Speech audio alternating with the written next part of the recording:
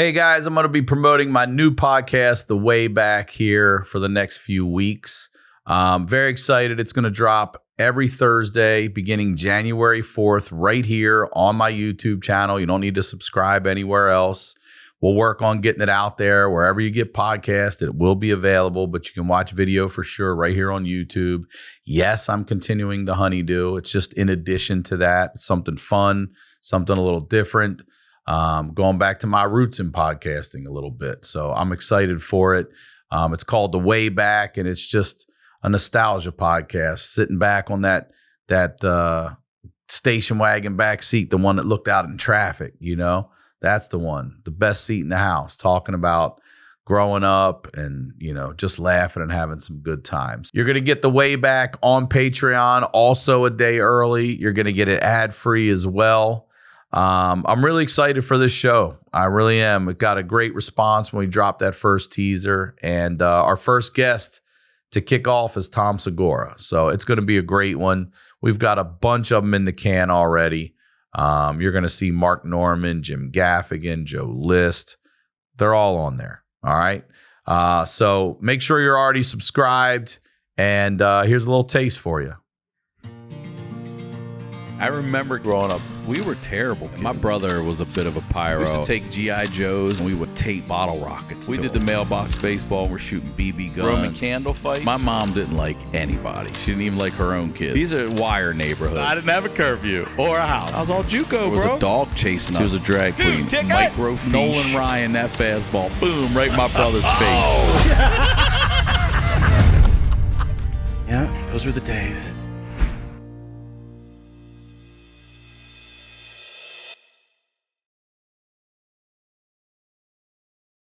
The HoneyDew with Ryan Sickler.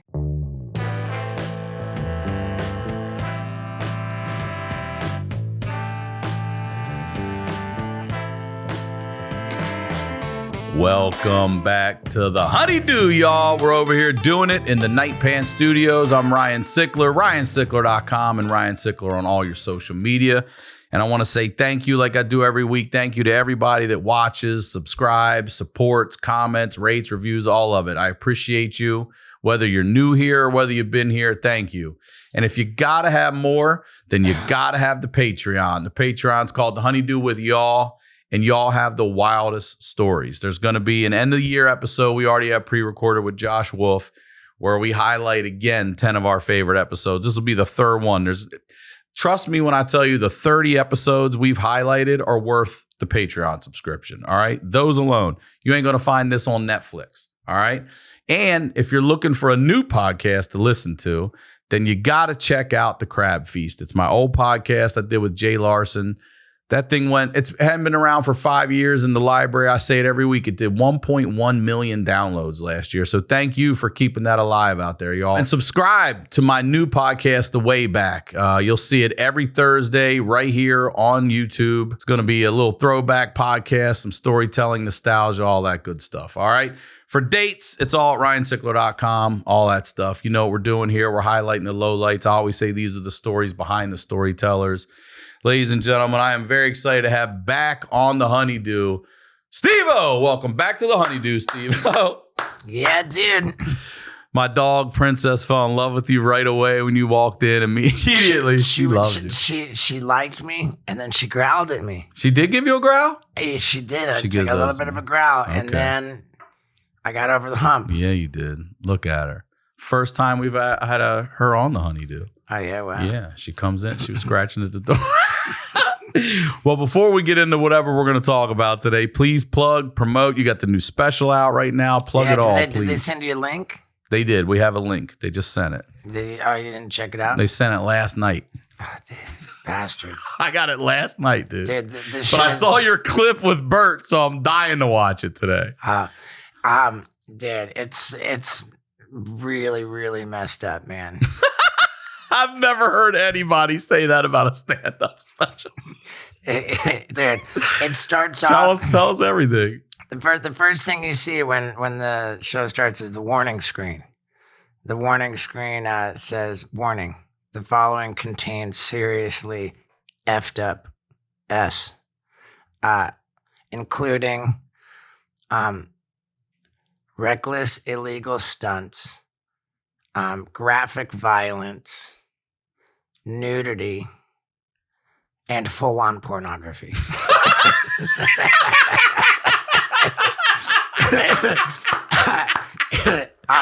It's that should just be the log line. Yeah, and then the warning goes on. It's so effed up.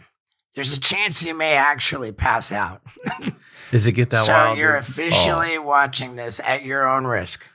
All right, I'm watching that at my own risk tonight. My daughter goes to bed. Then lastly, don't attempt anything you're about to see.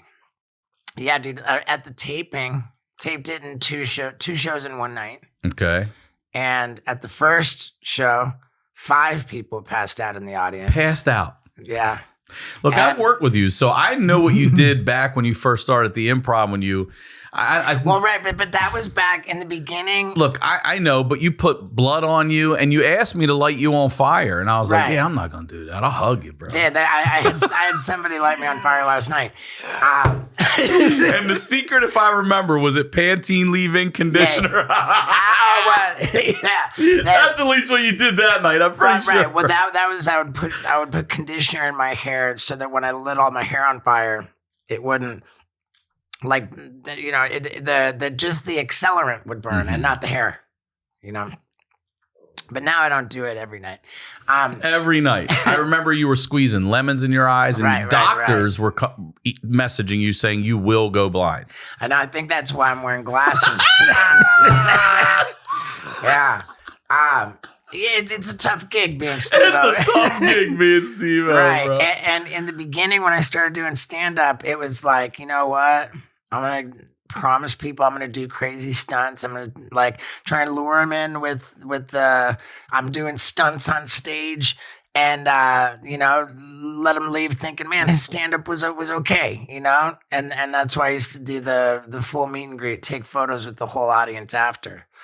And I kept doing that,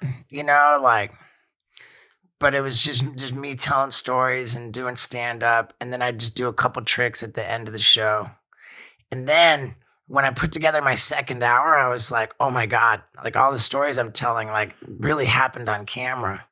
So I came up with the idea for my second special to be multimedia, where in post-production, I edit in footage of the stories happening. So you see me telling the story. Great. But interstitially, it's B-roll. Illustrated. Yeah. Fuck yeah. It's illustrated. And that really worked so well, man. My second special, it was called Gnarly.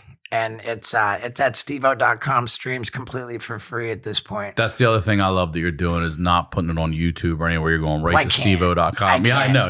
Especially now that it's multimedia. And that second hour, I toured it, the whole time without the benefit of the multimedia component.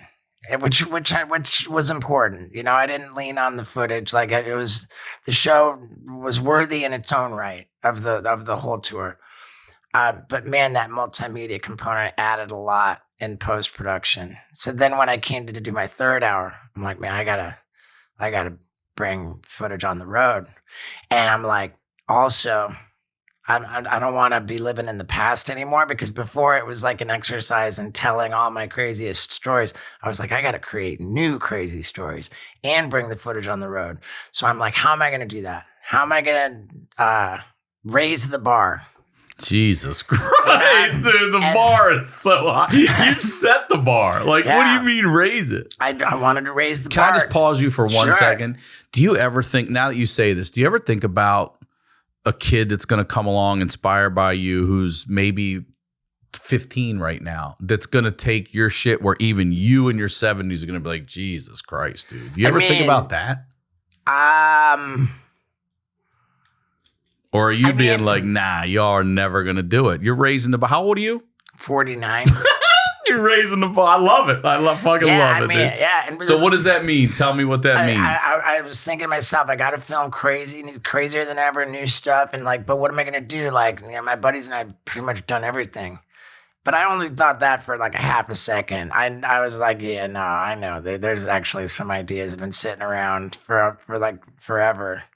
But they were never supposed to happen, The main example of one of these ideas was skydiving, where for like 20 years, I always said, like, man, if I ever go skydiving, I'm going to be butt ass naked. And you'd never been skydiving? I had never been skydiving. I actually Until how old? Dude, I have a gnarly, irrational fear of roller coasters and bungee jumping. And none of that's irrational, by the way. Right, but it's counterintuitive. Yeah, you wouldn't think that Steve-O's afraid of roller coasters and bungee jumping, but I totally am. I can't believe you got by not ever doing that in Jackass or anything all those years. I mean, in Wild Boys, like way, like 20 years ago, we were in Costa Rica. They took me to a 200-foot bridge, and they had built me these Condor Man wings. So the gag was I'm going to jump off the bridge and try and fly. But I was like, guys, you don't understand. Like, I will not be able to bring myself to jump off that bridge. Zero chance. And they're like, yeah, we'll talk him into it. And they couldn't talk me into it. I was like, I literally cannot bring myself to do that. I will not do it. And we settled on a compromise of having 5 Costa Rican dudes do the mafia toss, where they pick me up and throw me off. Oh, so you still went, but you made them make you. I went, but I just that way I didn't have to do anything. Yeah. I wouldn't have been able to jump. They fucking threw you up. Did it work? Did the wings work? Oh no, the wings did not work. But because I can point anybody to that footage as like proof. I'm not kidding that I don't like that stuff. I don't like it. So whenever skydiving came up, I had this idea as a way of avoiding having to do it. I was like, oh man, skydiving's not a stunt. Everybody does that. Come on, dude. It's like, if I go skydiving, I'm going to be butt naked and furiously jacking off with another man strapped to my back. Plus, I'm going to time it so that I'm actually blowing a load as I fall out of the airplane. That's our first promo right there, for real. Yeah. Does the dude on your back know that you're going to be doing that? Okay, all right. Yeah. We ended up like not being able to get a company like or anybody, to sign off on it. So I went on my social media asking for licensed tandem skydive professionals. We ended up having 20 dudes say, let's go. 20 of them. So I went with the only guy who said, please.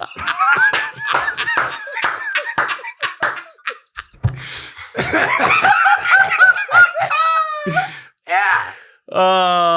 Were you able to get your dick hard with that level of fear and everything? I had 4 Cialis pills for breakfast. Okay, all right. 4 of them. Jesus Christ. That was my breakfast. and I brought a portable DVD You could have landed on that motherfucker. Yeah. You brought a what? Were you looking at porn? Portable DVD player.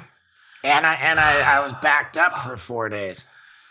So you made it happen? Well, you got to watch the special. Yeah. Watch the special. I mean, dude, like that's like, you can't do that for Jackass. No, you can't.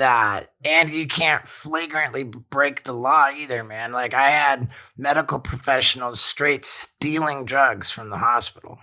What do you mean? Stealing general anesthesia drugs, which they administered through an IV in my vein while I'm hauling ass on a bicycle through a field.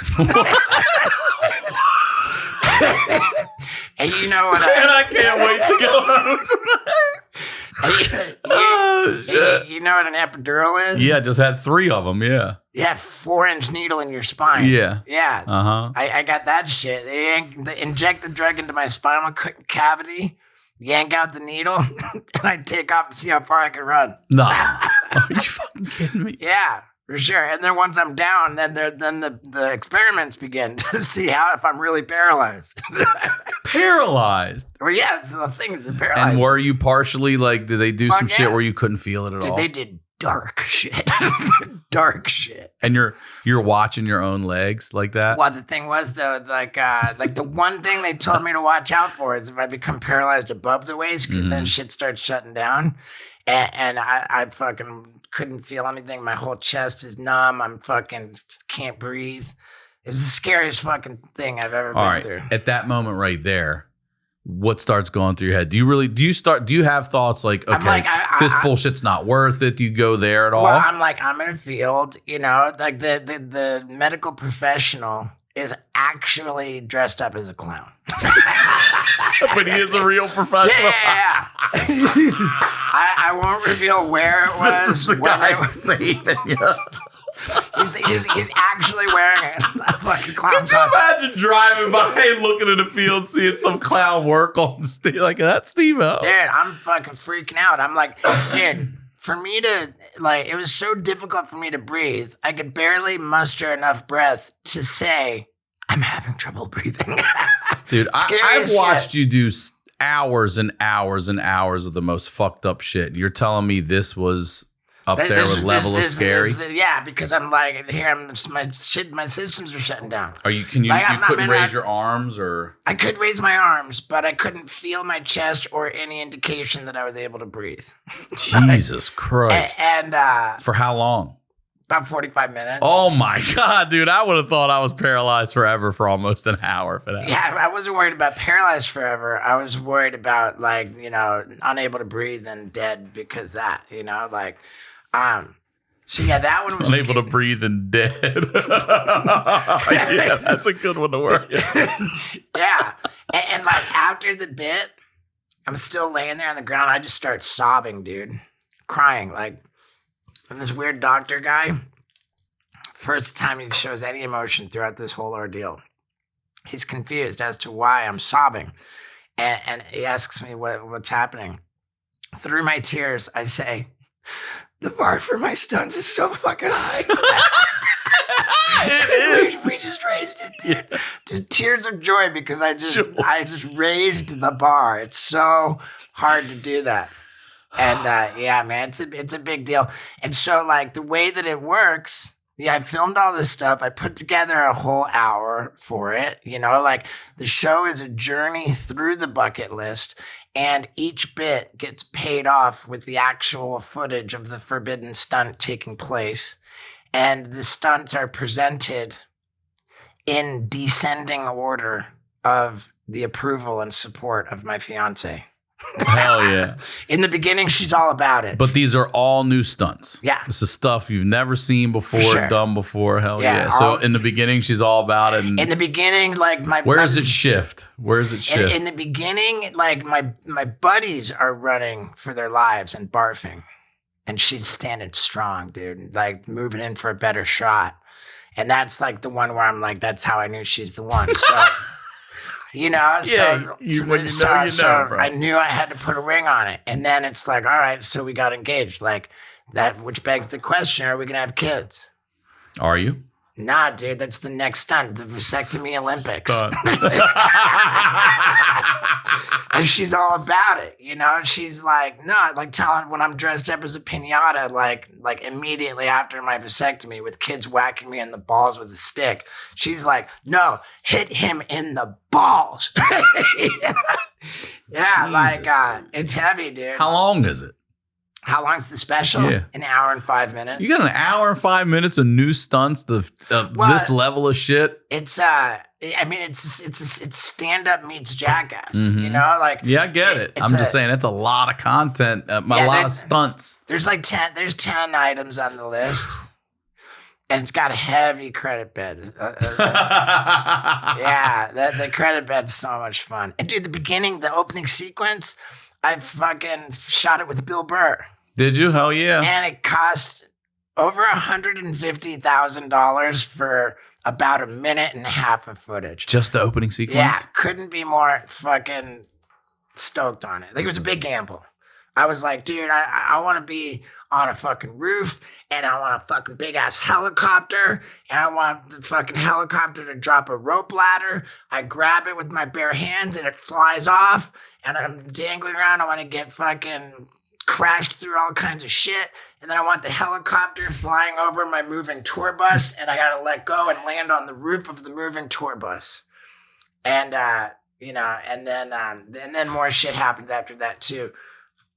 Jesus Christ. Yeah, and Bill Burr. I just used audience applause to walk on the stage. Yeah. Jesus Christ. You do all that? Yeah. Come on, dude. I swear to God, dude, you'll see it in the opening sequence. And Bill Burr's a helicopter pilot. That's fucking awesome, dude. Yeah.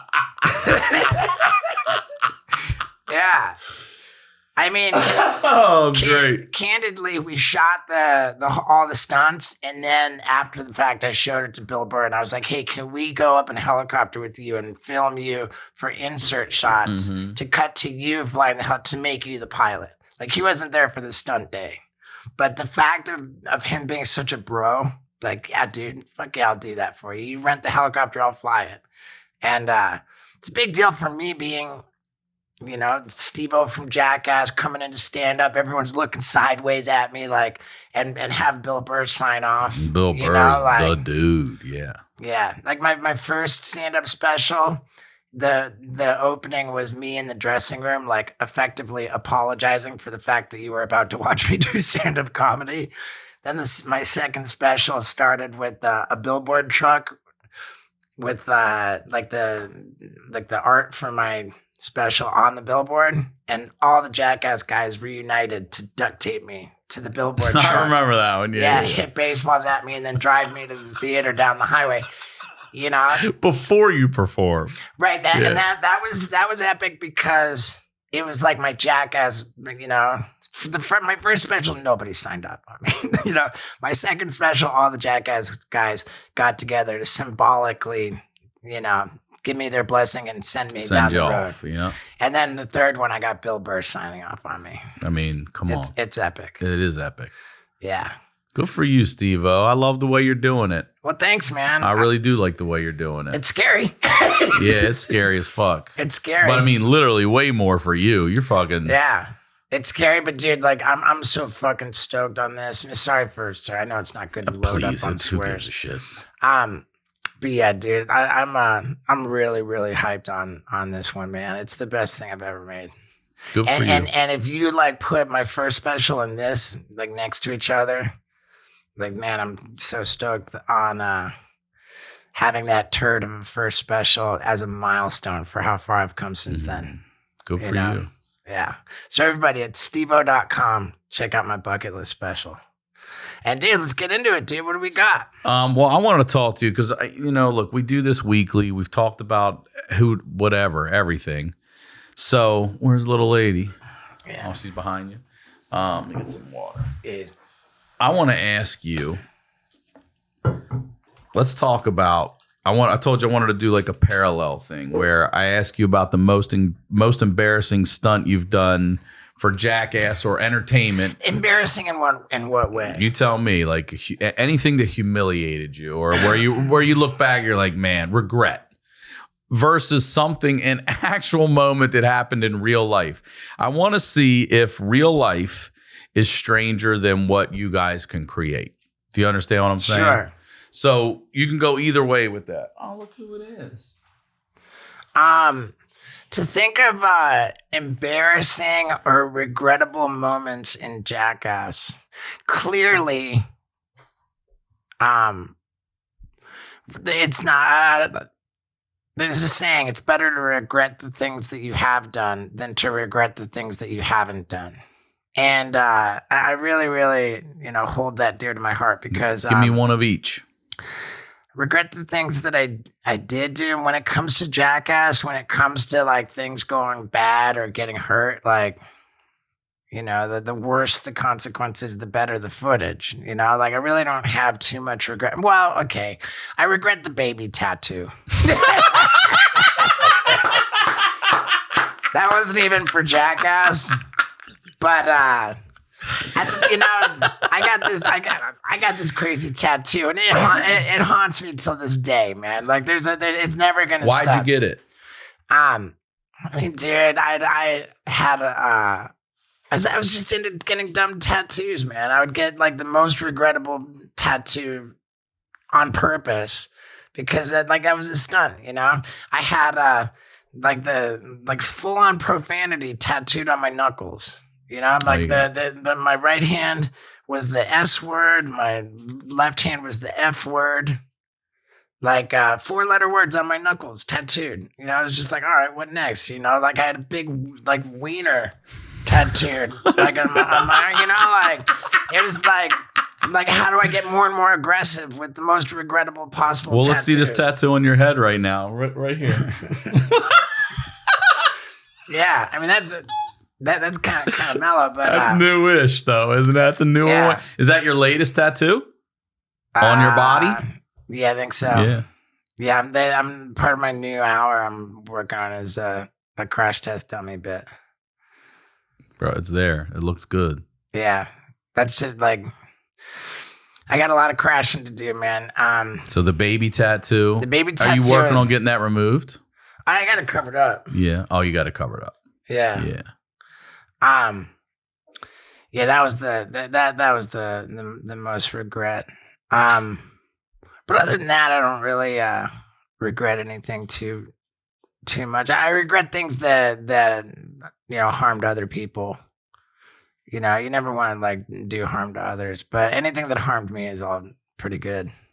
What about being embarrassed? Embarrassed. Or wait, before we go to embarrassed, regret. Is there anyone that you regret that you didn't do? Oh yeah. Yeah, like what? What was one that you always wanted to do that you didn't get to do? That's all of my regrets, man. We were in India and they had this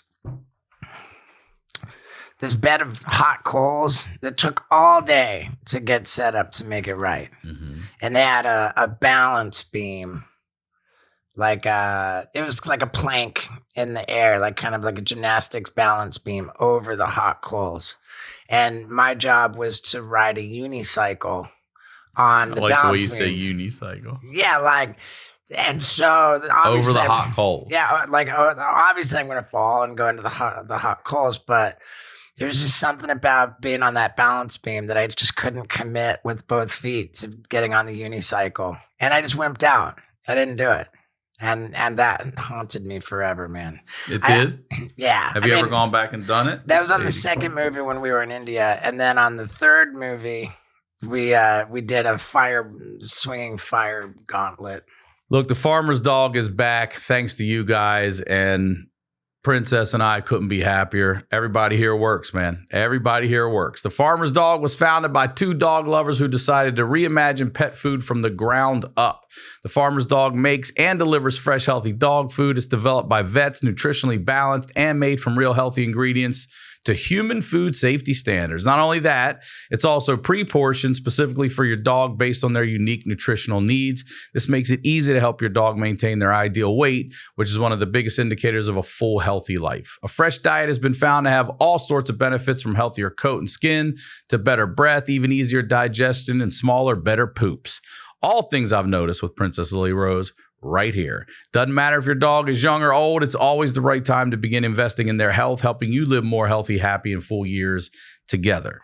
Get 50% off your first box of fresh, healthy food at thefarmersdog.com/honeydew. Plus, you get free shipping. Just go to farmersdog.com/honeydew to get 50% off.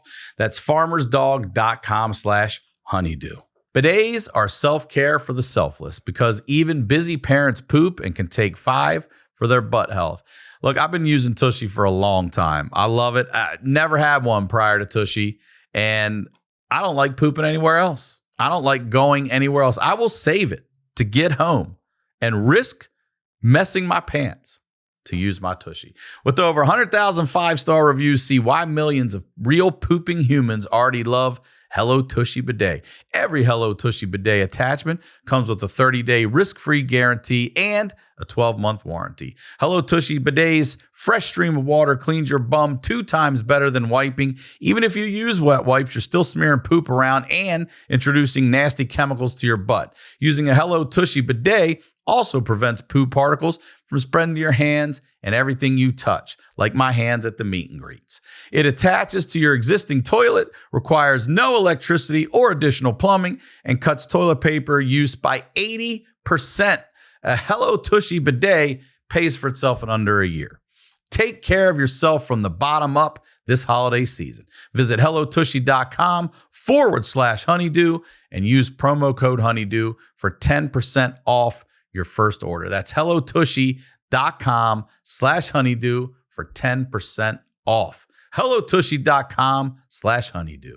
This bustling holiday season, you might be looking for nutritious, flavorful meals to fuel you on jam-packed days. Factor, America's #1 ready-to-eat meal delivery service, can help you eat well for breakfast, lunch, and dinner with chef-prepared, dietitian-approved ready-to-eat meals delivered straight to your door. You'll save time and stay on track with your healthy lifestyle while tackling all your holiday to-dos. If you're looking for calorie-conscious options that don't skip on flavor, then you can try delicious, dietitian-approved, calorie-smart meals with around or less than 550 calories per serving. Or if you need an extra boost to support your wellness goals and feel your best during the holidays, try Protein Plus meals with 30 grams of protein or more per serving. With Factor, you can rest assured you're making a sustainable choice. They offset 100% of their delivery emissions and source 100% renewable electricity for their production sites and offices.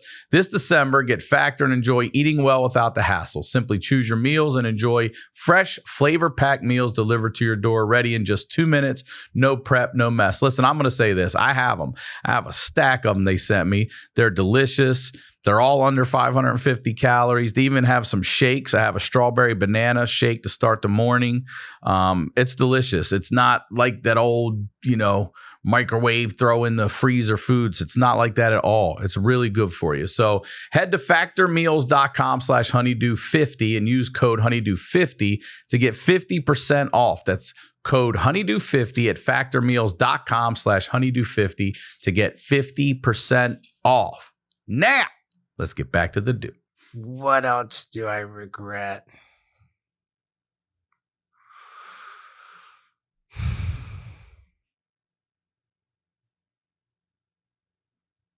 I wonder what. Yeah, I'm kind of drawing a blank, so I guess I didn't wimp out that many times.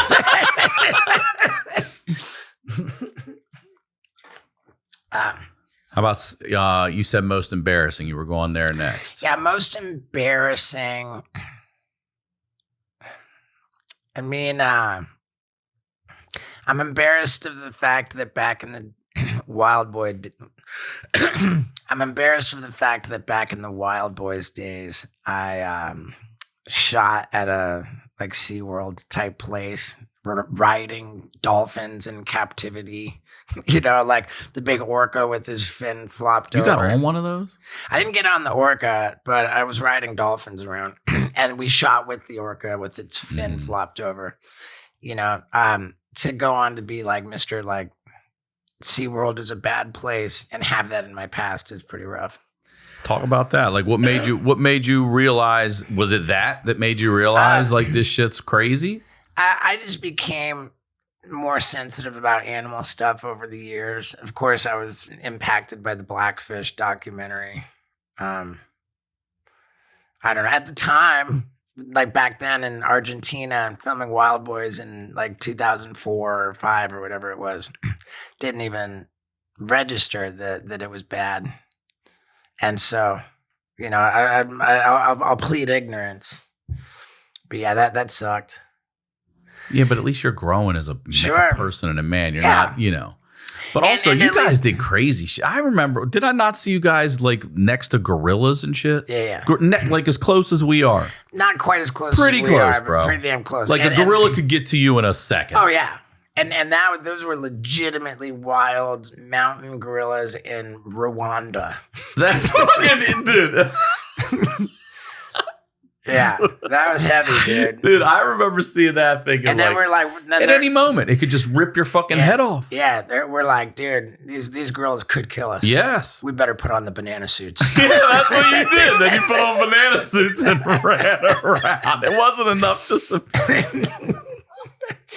Yeah, that was pretty awesome. The wild animal stuff definitely was dangerous. Tigers? You ever fuck around with big cats? Big cats, yes, but they were all somewhat controlled environments with captive big cats that were in California. Okay. So when we were in the zebra suit and got mauled by the lion. That's what I'm saying. It's not enough. That happened in California. Okay.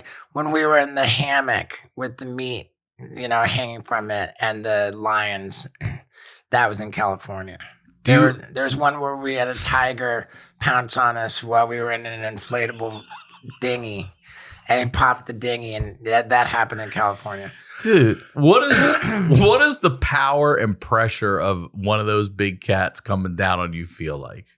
Like when I'm up in the tree for the Nintendo commercial, that was in California too. That was that I was resigned to it being that's it. You know, like I'm dead. Yeah, they climb. And I remember thinking like, man, I was pretty badass about that. I didn't bitch out. I just kind of went limp, and so here goes. Wait, what? Like I had a really close call with the lion in a tree, and it was on my back, like kind of like not in a suit or anything, like just legit on your back. What does that feel like? It felt like my last moments. Did you really think this is it? Yeah, for sure. I mean, all it has to do is prick your neck, just accidentally, just one of those things. I said, good kitty, good kitty. Is that where you're for real? 200-pound lion, and I'm like, good kitty, good kitty. And I just kind of went limp, and just went and it was no flow. longer interested. Well, yeah, they brought in some meat to like, hey, can I have this meat over here? So it got off me. Dude, what about scariest? Like one where you in life? Give me one in real life. Fuck Jackass for a second, dude, in a respectful way. Tell me real life shit. If my fiance heard this, like, I'm a bad driver. Are you really? Yeah, and I haven't complained. You sailed right into that spot out there today, though. Pretty nice. Okay. I just like I have a lot of thoughts happen at once. You know, like while you're driving? We're just all the time, man. Okay. Like my head is really loud, and like, you know, there's just a lot happening in my head, and it comes out as bad driving. You know? Yeah. And we just bought this property. I can't believe I'm going to admit this, man. We bought this property in Tennessee, and when we took possession, I'm just going to say this more cleanly. My lady and I bought this property in Tennessee, and it just worked out that the day the previous owners moved out was the first day after my tour. Okay. And I had to connect flights to get home. So I was like, all right, I'll connect in Tennessee. Spend a couple days there. So I was by myself. And I rented a car. I'm driving around. And like there was this point where I'm just driving, and I realized that not only did I blow a stop sign, but I drove into the highway. What? A 65 mile an hour speed limit. Highway.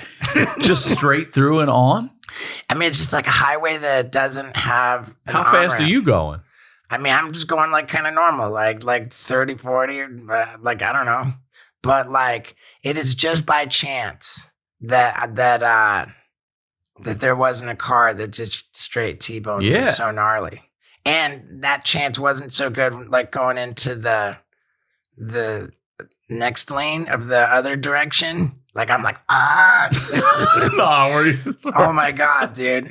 Like that's the worst bad driving thing. And that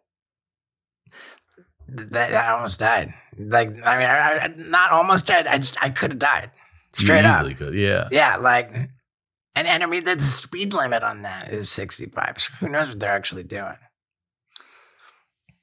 And why it's a highway that you can get on without an on-ramp is beyond me. All right, so here's another question I have for you. What do you do to calm down?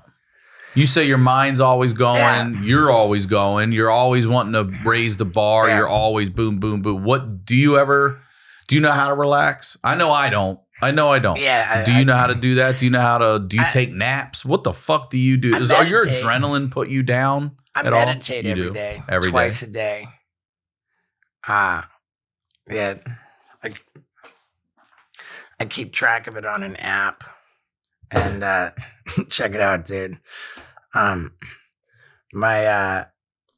done since December 27th, 2019, I've meditated 1,419 days. Hell yeah. Straight? Averaging 41 minutes a day, totaling 976 hours. You know, I broke my streak when I went to Australia. Like, the time zone. Oh, it's like that doesn't count. You can't blame yourself for that. My longest streak was 1,199 days. Wow, dude. But still, I'm averaging 41 minutes. What made you start doing that? It's Russell Brand.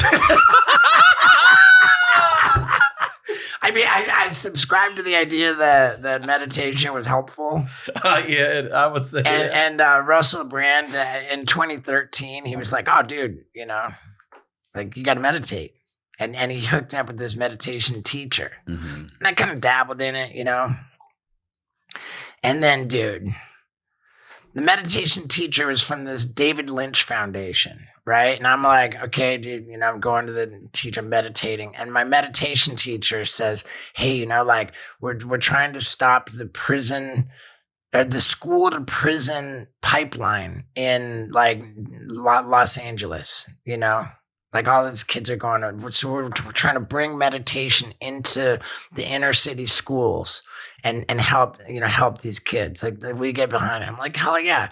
This was in 2015 when I was getting ready to tape my first special. I was like, hell yeah. So like I do this big fundraiser thing.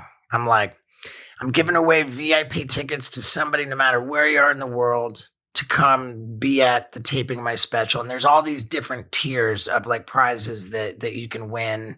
Certain donations get you certain things. Everything gets you a chance at a bigger thing. And I promoted it like crazy on all platforms. Promote. And goddamn, I'm looking at it. I'm like, I'm doing all this stuff. The David Lynch Foundation never acknowledged anything that I was doing. Like they didn't I was like, wow, that's weird. I'm doing all this stuff, tagging them and stuff. They're not sharing it. They're not following me back. They're not sharing it. They're like I'm. But they asked you. That my teacher did. I don't know if with the organization. But the thing was, when you go into the David Lynch like little headquarters, it's just like a celebrity circle jerk in there. You got the walls are plastered. Paul McCartney, Russell Brand, Jerry Seinfeld. Like they just can't have enough celebrities on the wall. And like I wanted to be in the club, you know. Like they didn't have to put me on the wall, but like don't act. And I just got so like just offended, man. You know, I was offended. That they were just like not even acknowledging all of this effort that I was doing for them. And so I quit. I gave up my spiritual practice out of resentment, okay? And then like years went by, you know, I wasn't really meditating. And then I was like, dude, I'm blowing it. Like my resentment towards this David Lynch, they teach transcendental meditation. I was going to ask if it was TM. It was TM. Mm-hmm. And I was just like, man, screw those people, you know? Meanwhile, maybe they didn't. I don't know how they couldn't know when I'm tagging them in everything I posted. But I was just like, screw them. And as the years went by, I thought, I'm kind of blowing it, dude. I think I would benefit from meditating. But it was just that grudge. And then, I caught wind or I saw this guy offering to teach Vedic meditation, a slightly different thing. And I was like, you know what? I'm going to start over. I'm going to start over with a new thing, new deal. And I went to this new teacher in December of 2019. And I learned hilariously that what's called Vedic meditation is literally the same thing as transcendental meditation. You get a mantra. Even I've been taught in both things. The process was identical down to the little ceremony with the flowers, with the whole thing. There's literally no difference. There's no reason to distinguish. There's nothing that it's a marketing thing then? Is that what but the best thing about it is that there's like a low-grade war between the Vedic meditation people and the TM. They do the same thing. The meditation people are fighting each other, bro. That's great. They're like, oh, well, those people and then these people, you know? And like... Who swears they're first? Vedic? I'm not even sure. I would have to guess the Vedic people are first. But the thing is, it's like, dude, there's beef? Oh, man. Yeah. Oh, yeah. There's beef. I mean, like, these spiritual people are spiritual beef. And I'm like, dude, I'm in. TM's a joke. I do Vedic, okay? And I do it every day. I do it every day. That's great, dude. I do it every day no matter what. And I genuinely, like, I have this genuine belief that because I have a disciplined meditation practice, I believe that the universe conspires in my favor. I believe that I'm protected. I believe that I have a relationship with the universe. And, you know, I got to tell the truth all the time. I got to do the right thing all the time. And I got to put it in my meditation. If I do that, everything's cool. That's how you live your everything's day? going to be good. That's my faith. How long have you been clean and sober now? 15 years. That's a long time. Is that crazy? That is crazy. 15 years. And sexually sober. What's that? Meaning like no acting out. Faithful? Faithful. Okay. But you mean single as well, not going crazy? You got to remember back, like in, you know, when I was doing the comedy, like I was like, oh, dude, I'm in, you know, I'm not beating off. Like I'm you know, working on. I went to sex addict rehab in 2013. You did? I did. Why? What made you think, or what made you? I don't know who told you, whatever. You had an addiction. It was. I mean, like I used, like, you know, like I said, I used to do the meet and greets after every show, and that was like a glorified audition to figure out like who I was gonna hook up with out of the audience. You know, like I was gnarly on the road, just trying to hook up with chicks all the time. And as I approached 40, you know, I approached 40 years old, and I was like, this isn't it, man. You know, like this isn't how I'm like. This isn't a path to being like happy in life. Like, especially later in life. Mm-hmm. Like, I really believed if I'm going to be happy in life, I got to learn how to be in a healthy relationship. I got to knock it off with the running around and trying to hook up with chicks. I tried to quit and I couldn't. I just couldn't. And like, I got into therapy. I did the whole thing. And my mantra was, I'm going to do the work to become the man that the love of my life deserves. And that was my deal, man, you know? And I had to do a lot of work to be ready to meet what's my girl now. We've been together for almost 7 years, and like I haven't done a damn thing. Good. You know, like to behave all the time in a way that if my girl had like a drone, you know, like followed all the time. Yeah, for sure. Like, you want my location? I don't give a shit. Oh, dude, whatever, take it off. We got our thumbprints, our face recognition, and she's welcome on my phone 100% of the time. We share locations. Like, see, I've been the opposite of you, but for, you know, like, and I have past relationships too where they don't believe me. Like, there's no way you don't fuck on the road. I'm like, I'm telling you. Yeah. I've always been scared of a few things. One is just having a road baby, big time. Like I always wanted to be a dad, and I didn't want to have a kid with, I'm living in LA and somebody's in fucking whatever, Omaha or something. You know what I mean?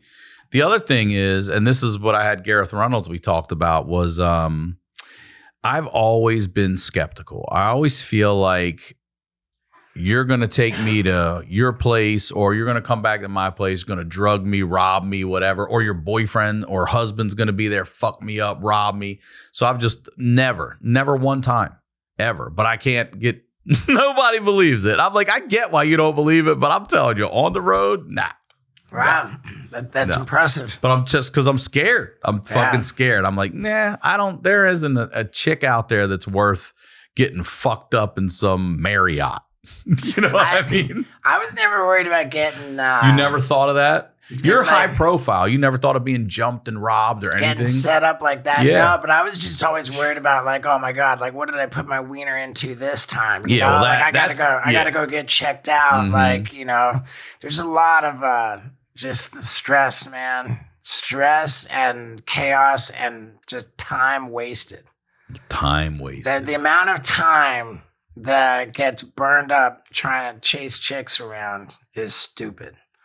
And now, like, I'm just now you got the one, yeah, and like there was a lot of shame involved too, you know, just like, man, like, using people, like exploiting people, you know, like this is not, there was a lot of shame, a lot of stress, a lot of, you know, guilt and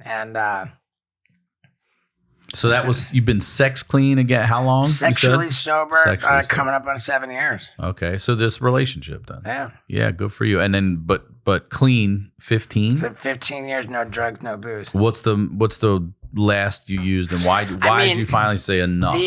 Did you have an intervention? Like it did get a little blurry when I'm riding a bicycle around, like getting shot up with general anesthesia. But I did that in consultation. And that was actually a revision to the stunt. The stunt started out, the idea was to get shot, like one of my buddies and I line up for a foot race, and it starts like, on your mark, get set, they shoot tranquilizer darts into our butt cheeks, and then we see who can run, you know, the farthest. But the tranquilizer darts have fucking animal tranquilizer in it. And like everybody knows, that's ketamine. Oh, fuck. I didn't even think of that. And I fucking love ketamine. I can't fucking fuck with that, you know? So I was like, oh, and I got close to doing it, dude. We found the guy with the tranquilizer dart gun. He's like, dude, I got a veterinarian, doesn't give a fuck. You know, like the veterinarian's ready to load up the darts with the ketamine. Like it was on. And that fucking dose, what would that do to you? I mean, dude, like that's like who knows? That's like jumping inside a heroin needle. That kind of dose going. Yeah, that should take down an elephant. Like who knows, man? But it was ready to go. We had like all we had to do was jump on the plane and go do it. And like I wanted to do that bad. Like I'm an ambitious cat, and I had like this is the biggest conflict for me. Like my two most important things, like get the footage, you know, like raise the bar. Like my ambition, like was just at odds with my recovery. Like I gotta stay sober to stay alive, and I gotta, you know, like, and I was losing my mind, dude. Like losing my mind. Like I was basically picking footage over sobriety. Yeah, I was ready to go. I was like, dude, it's only one time. You know? Even that one time. I feel like even I've never done it. I feel like if I got shot in the ass with that dart, I'd be addicted. I would be addicted. Who knows? But ultimately, like, common sense prevailed, and I arrived at the conclusion, like, okay, I'm not doing that, but I gotta go down this path. That's what I love about you. It's not like, no, we're not gonna do that. I gotta change this. Yeah, we're gonna do it. I just gotta figure out how. I was just like, the tranquilizer dart foot race is not it. But in sobriety, I've had hella surgeries. What do you mean? I've had all kinds of surgeries, endoscopies, you name it. Like I've been knocked out for general anesthesia a bunch of times, and I never relapsed. Okay, good, because that's fentanyl and shit like that Propofol. Too. I got fentanyl and a Valium the last time I got 3 epidurals, and they were like, "Are you okay?" And I was like, "Yeah." And did you have that in your own possession after you left the hospital? No. Just what they gave me to put me out there. And I thought about that, and I was like, wow, you're really giving me a responsible, obviously legal dose of this shit. But the last thing I remember is they were tucking a pillow under my stomach. She goes, you okay? I'm like, I'm good. Boom. I wake up. I'm in another room in a chair. That sounds like propofol, not fentanyl. He told me fentanyl and a Valium. I'm just telling you what he told me. I mean, hey, I woke up and I was like, how did I get here? And they're like, you walked here. And I was like, wow. I mean, I'm not doubting it, you know, whatever. I've never even filled out a prescription for a painkiller like when I left the hospital. I'll take whatever the doctors want to give me to do the procedure, you know, whatever. Okay, that's what I want to ask. It's not in my possession. I'm not taking it. If the doctor thinks I need it, I'll tell him, look, I'm a drug addict, you know. But when you leave, what do you do for pain then? Just over the counter? Advil, Tylenol. Okay. In the most horrifying situations, both of them at once. You do really? Does it work? Yeah. Does it really? Dude, the most effective pain management there is. You're selling that on this show. I love it. 100%. Tylenol and Advil together? Yeah. For sure. Like when I I shattered my ankle and had 11 screws to screw it together. No pain meds. No pain meds, dude. That was Tylenol plus Advil. Like, and that helped? I know that's not going to take the pain away, but it helped for sure. It was still still horrific, but yeah, that helped a lot. That got me through it. And so yeah, I was like, dude, like general anesthesia, I've done it a ton of times. I've never relapsed. So doing the general anesthesia bike ride is cool. And I with my sober community, like, you know, everybody knew, like, even in my crew, I had sober people. It's like, all right, you know. Very clear on why I'm doing this. It's for work. It's on camera, and I'm getting shot up with. How far did you get? With that one, like when you're in surgery, they intubate you. You know, because you completely stop breathing, and so like being in a field, riding a bicycle, and stopping breathing is kind of scary. We did hire an ambulance. We were ready if we had to, and it's so funny, like. We did this at Dave England's house, but he didn't know. I was like, hey, can I shoot at your house? He's like, yeah, he's got 5 acres. Like, yeah, for sure. But he didn't know we were shooting. So we get there and there's an ambulance. He's like, what's that for? Like, oh yeah, we're doing a general anesthesia bike ride. And his like whole face goes like white because he thinks like that he's gonna have to do it for some reason. I'm like, oh no, it's just me riding the bike. He goes, oh, okay, cool. You know? Yeah. Like once he knew that he was off the hook and there was no pressure for him to do it, like somehow like he was so relieved it didn't even occur to him that it might be problematic that I could die on his property. But everyone is pretty sensitive about the stopping breathing thing. So the game plan was to give it to me bit by bit to just get me to the point where I was out, but not like needing to be intubated. And that was if you look on Google, the drug is called etomidate. I went with that one because it's not a substance of abuse like propofol. Etomidate. You give a full-grown man, 8 milligrams of etomidate. He's out for surgery. For real? Yeah, and we stole a vial of 20 milligrams. You only need 8? Yeah, eight at once. That's enough to put a man out for surgery where they don't feel the pain and everything too. Everybody's gonna be different. Sure, you know, everybody's gonna be average. different. But yeah, average like okay. That's what Google said. So we got about 2 1/4 fucking servings of this thing, huh? Yeah, so we had 20 milligrams. They gave me 2 at once, and I'm like, not even close. Give me 2 more. I need more. Like, and at this point, I'm like, oh, give me more. You know, it's just crazy. And fuck, man, they gave me all 20 milligrams. I'm still riding around. Nuh-uh, dude. Yeah. You took all 20. You're still pedaling that fucking thing. Well, yeah, that's because like by giving it to me bit by bit. Like I don't know, it's like cycling. You know, it's got to be all at once to get me down. And no, I don't know that anybody really knew that. Everybody thought it was going to work, but that bit with the bike ride isn't even about crashing the bike because I'm unconscious. It's about like what a fucking raving asshole lunatic on drugs I became immediately. Like drugs enter my body and I'm fucking you know, like in the footage you see me get loaded. Like on drugs, loaded, acting loaded, fucking drugged up, temper tantrum, freak out. And do you remember that or you do? Okay. I remember it. And I remember it being the most fucking traumatizing thing. Because the bit was a failure because I wasn't knocked out. Like I was fucking humiliated by the way I behaved. And like now my sobriety was in question. Like, dude, am I even a sober guy? I just got fucking loaded, you know? So for a while I was pretty shaky on that one. Like it fucked me up. And the bit was a failure. But then I'd fucking meet this guy and he's like, I got you, dog. You know? He says, I got a way you can finish your bit and you don't have to worry about your sobriety because it's not even going to affect like how it's just going in your spine. We're going to paralyze just your bottom half. And so that was I was like, dude, my recovery, I don't have to worry about sobriety. Like, let's fucking go. And that was the one where Lux was like, okay, I'm not showing up. That's where she stopped showing up. Yeah. And now when you did that, you didn't feel that same like more from that. I did not. No, man. Like, it was just my, from the neck down. Mm-hmm. Yeah.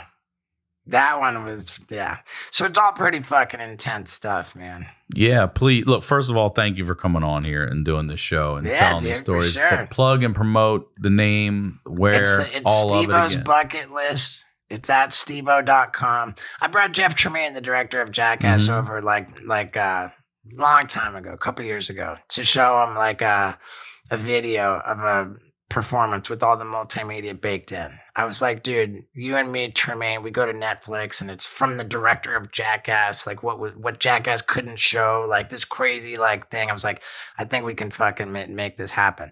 He watched it. He goes, buddy. Like, he's like, dude, you've outdone yourself and I'm real proud of you. But this isn't going anywhere near Netflix, pal. Like, this is like from start to finish. Like I don't see even a part of this that could be on Netflix. So it's like, all right, you're right. I'm not censoring it. I'm not toning it down, and I'm putting it out myself. And so good for you, dude. For people to support that and support me, and that's a big deal, dude. If you go to steveo.com, and that'll mean the world to me. And I promise this will not disappoint anybody. Somebody might pass out. So, yeah, if you're the kind of person who passes out, then set up a camera when I warn you. Yeah. Dude, thank you very much for doing this. Thank you, brother. Hell yeah. Yeah. As always, Ryan Sickler on all social media, ryansickler.com. We'll talk to y'all next week.